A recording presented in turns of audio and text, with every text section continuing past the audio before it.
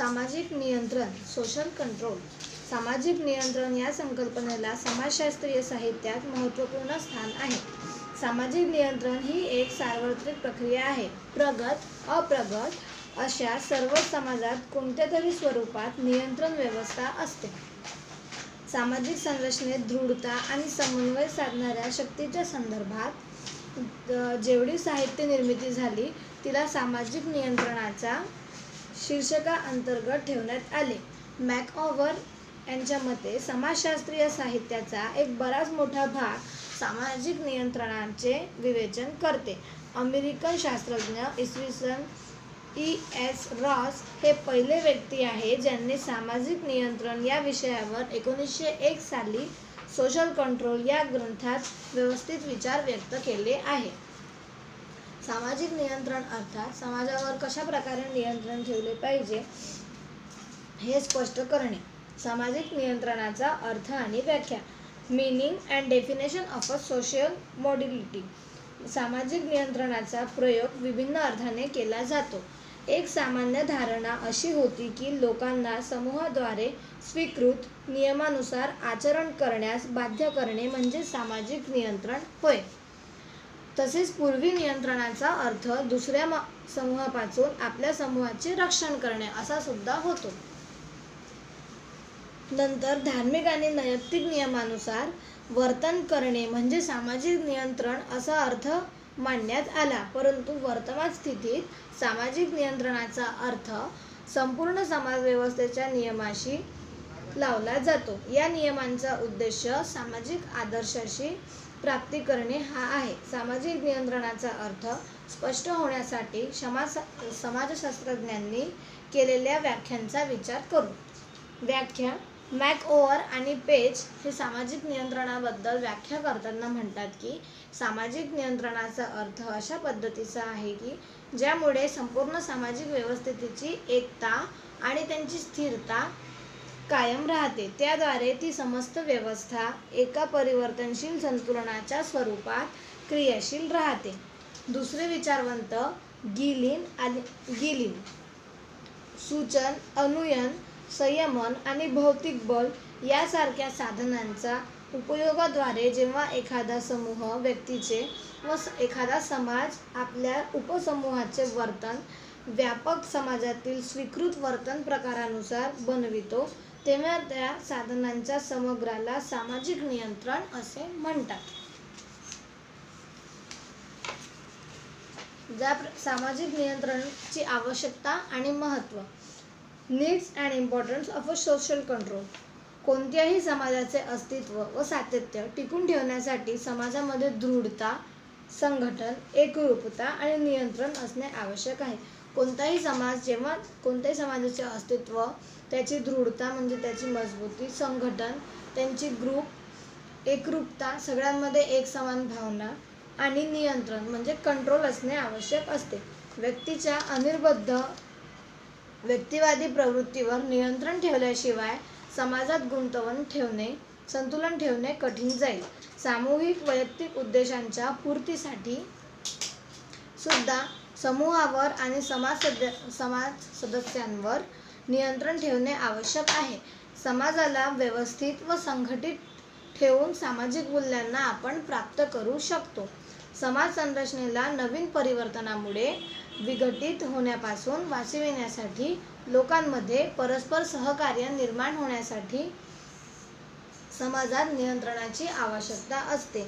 सगळे कार्य व्यवस्थितपणे चालले पाहिजे. लोकांमध्ये परस्पर भावनांची देवाणघेवाण चांगल्या प्रकारे झाली पाहिजे. त्यांचे सहकार्य निर्माण होण्यासाठी समाजावर नियंत्रण ठेवणे आवश्यक असते. दुसरा आहे त्याच्यात पहिला घटक सामाजिक ऐक्य निर्माण करणे.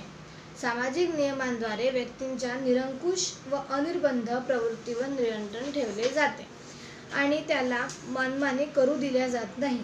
त्याला समाजमान्य व्यवहारांशी अनुरूप वर्तन करावयास भाग पाडले जाते. समाजात जे चालीरीती, परंपरा किंवा समाजाने मनुष्यावर जे काही नियम बांधले आहे त्या नियमांना अनुसरूनच व्यक्तीला आपले व्यवहार करावे लागत असते. दुसरं आहे समाजात अनुरूपता घडवून आणणे.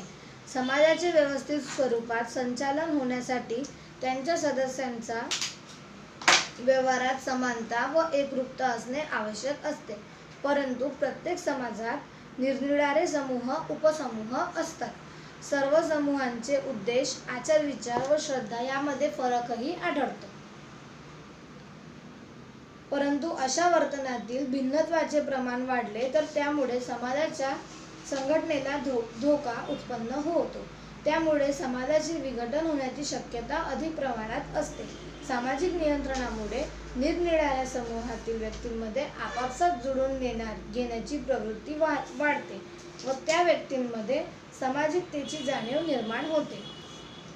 तिसरं आहे व्यक्तिगत व्यवहारांवर नियंत्रण. सामाजिक नियंत्रणामध्ये स्वच्छंदी व्यवहारावर व अनिर्बंध वर्तनांवर नियंत्रण ठेवले जाते. प्रत्येक व्यक्ती आपल्या इच्छेनुसार स्वच्छंदी वर्तन करू लागला तर सामाजिक जीवनाचे अस्तित्व धोक्यात येईल. कोणत्याही व्यक्तीला आपल्या मनाने व्यवहार करण्याची सूट असते, पण गैरव्यवहार करणे हा समाजासाठी योग्य नाही. म्हणून प्रत्येक व्यक्तीने समाजाने बांधलेल्या नियमांमध्येच व्यवहार करायला गरजेचे आहे. मानव नियंत्रणामुळेच मानव आहे. मानव नियंत्रणामुळे मानव आहे म्हणजे स्वतःवर कंट्रोल ठेवणे अर्थात नियंत्रण ठेवणे अत्यंत गरजेचे आहे.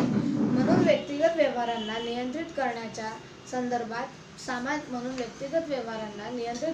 संदर्भात सामाजिक नियंत्रणाची विशेष आवश्यकता असते. चौथा आहे समाजाचे सातत्य टिकवणे. समाजाचे अस्तित्व व सातत्य टिकविण्यासाठी सामाजिक नियंत्रणाची आवश्यकता असते. व्यक्तींमधील स्थिर सामाजिक संबंधांची व्यवस्था म्हणजे समाज होय. निरनिराळ्या व्यक्ती व समूहांनी परस्परांशी निगडीत विशिष्ट प्रकारचे अपेक्षित वर्तन करायला हवे. स्थिर स्वरूपाचे परस्पर संबंध निर्माण होतात.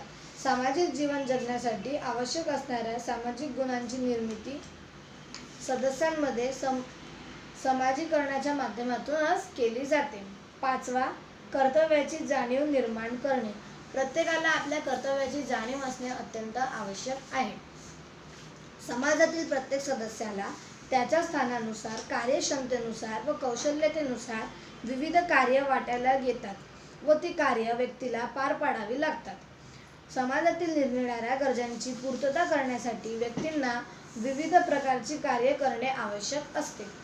समाज सदस्यांना त्यांचे स्थान व दर्जानुसार कार्य करण्यास प्रवृत्त करणे हाच समाजीकरणाचा प्रमुख हेतू आहे.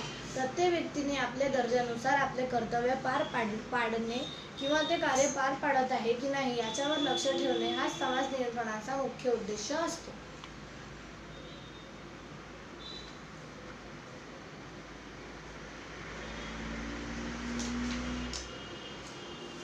सामाजिक नियंत्रण. आता पाहू आपण की सामाजिक नियंत्रणाची साधने कोणती.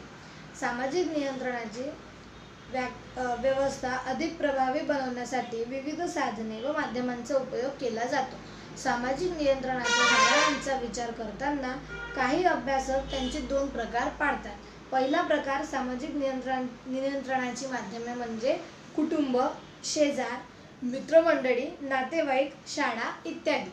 तर दुसरा प्रकार म्हणजे लोकाचार, लोकनीती, प्रथा, परंपरा, कायदा इत्यादी. पहिला प्रकार आपण पाहिलेला आहे. परंतु माध्यमे व साधने यांच्यात फरक आहे. सामाजीकरणाच्या प्रकरणात आपण समाजीकरणाची जी माध्यमे पाहिली तीच सामाजिक नियंत्रणाची माध्यमे आहेत. येथे आपण केवळ सामाजिक नियंत्रणाच्या साधनांचा विचार करणार आहोत.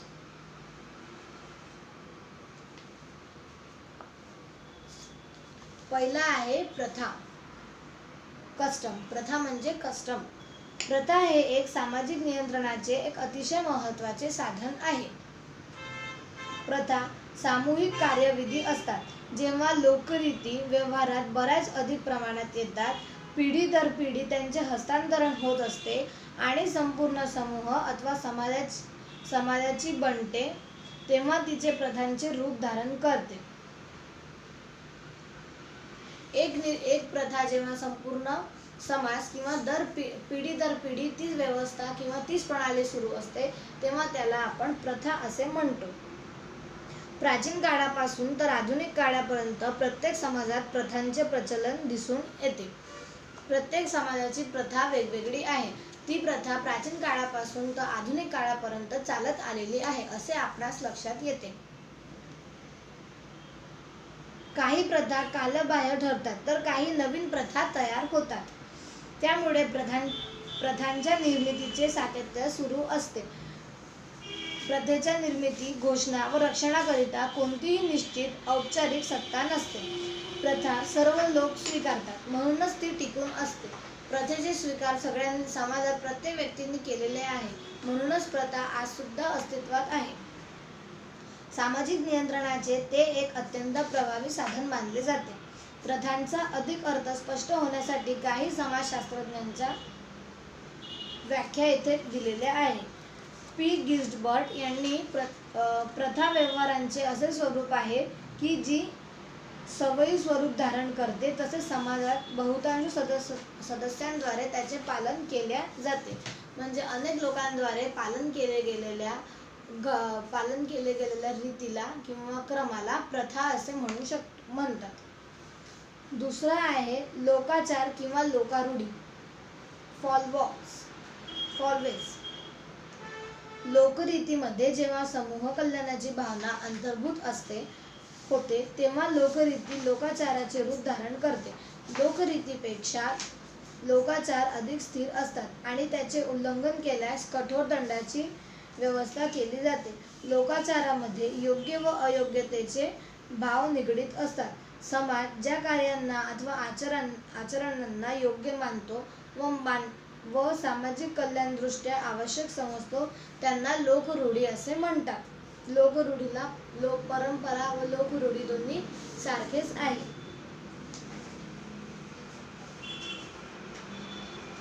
तिसरा आहे धर्म म्हणजे रिलिजन. प्राचीन काळापासून धर्म सदैव सामाजिक नियंत्रणाचे एक प्रमुख साधन बनलेले आहे. समाज जीवनात धर्माचे महत्त्व आजही आढळून येते.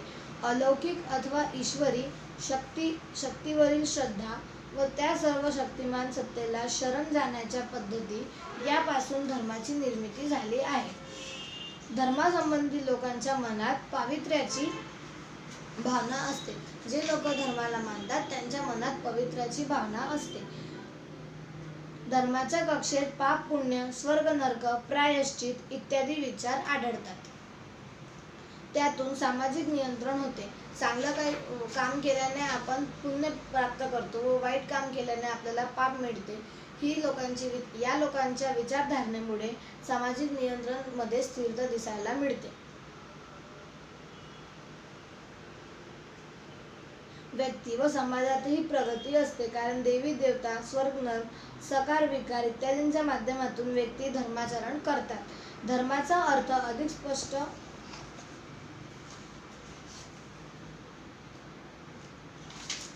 पाहिला तर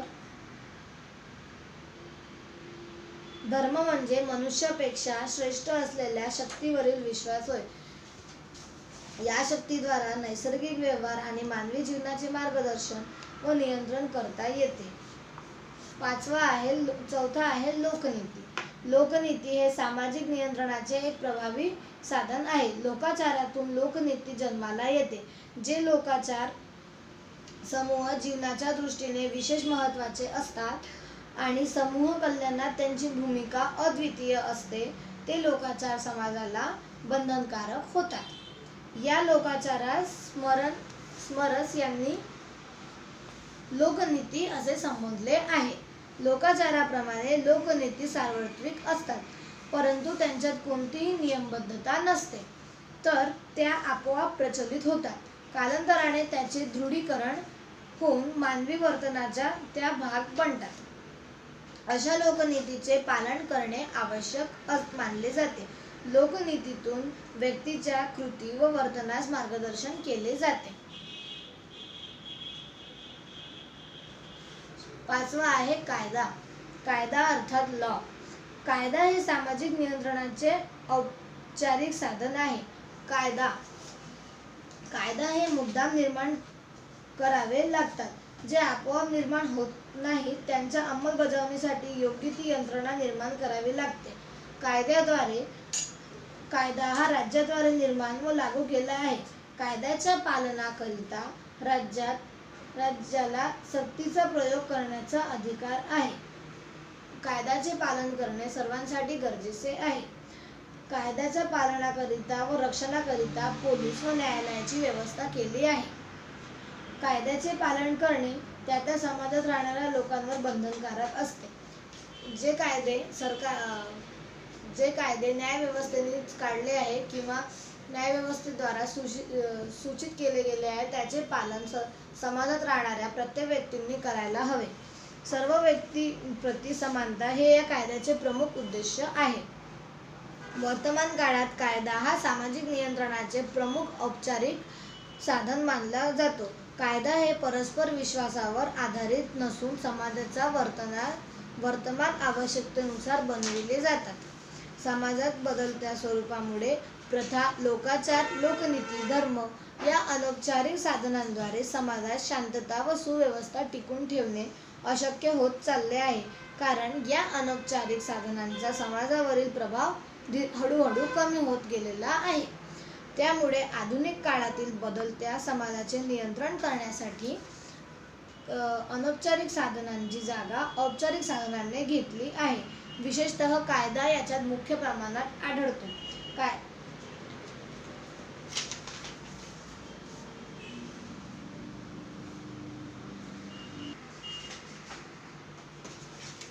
सामाजिक प्रमाणके.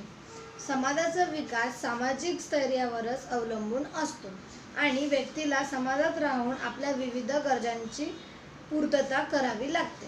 कारण व्यक्तीच्या कोणत्याही गरजांची पूर्तता समाजाशिवाय होऊ शकत नाही. व्यक्तीच्या या विविध गरजा भागविण्यासाठी समाजात विविध समूह निर्माण झाले असतात.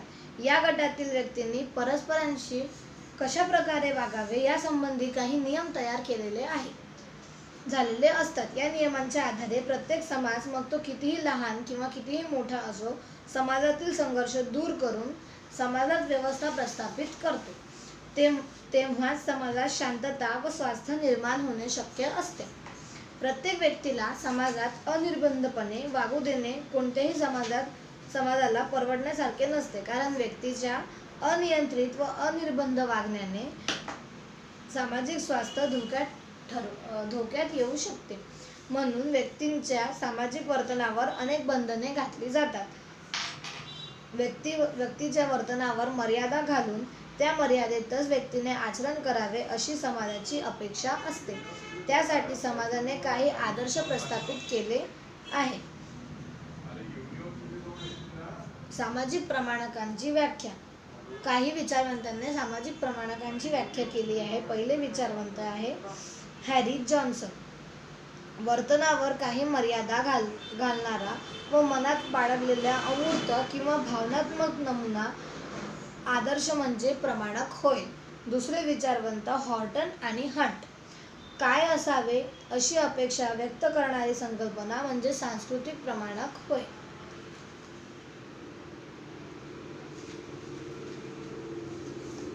सामाजिक प्रमाणकांचे काही वैशिष्ट्ये सुद्धा आढळतात. Characteristic of social norms. प्रमाणकांचे सार्वत्रिक रूप. Universal nature of a norms. असा कोणताही मानव समाज नाही की ज्यात सामाजिक प्रमाणके नाही. प्रत्येक मानवी समाजात प्रमाणके असतात. मग तो कितीही मोठा असो किंवा लहान असो, विकसित असो किंवा अविकसित असो, व्यक्तीचे सामाजिक वर्तन कसे असावे हे ठरवून गेलेले असते. प्रत्येक समाजात योग्य वर्तन व अयोग्य वर्तन यात भेद केला जातो. योग्य वर्तन काय व अयोग्य वर्तन काय यातील भेद समाज करीत असतो.